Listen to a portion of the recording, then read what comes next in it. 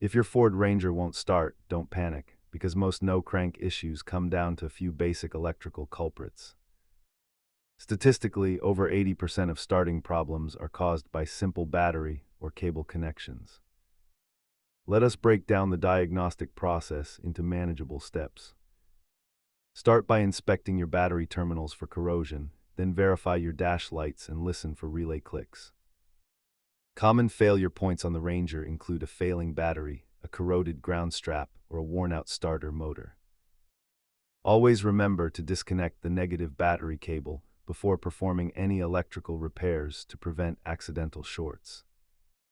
While you can easily handle cleaning terminals or tightening grounds, internal starter or ECU issues are better left to professionals.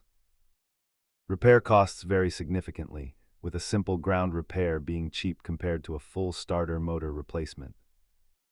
For deeper diagnostics, use a multimeter to check battery voltage and an OBD-I scanner to pull any hidden codes. Keep a wire brush, a basic socket set, and a reliable multimeter in your truck to handle most electrical emergencies. Remember that a slow crank is a warning sign, so address it before you find yourself stranded. Thanks for watching, and check the description for links to the tools mentioned in this guide.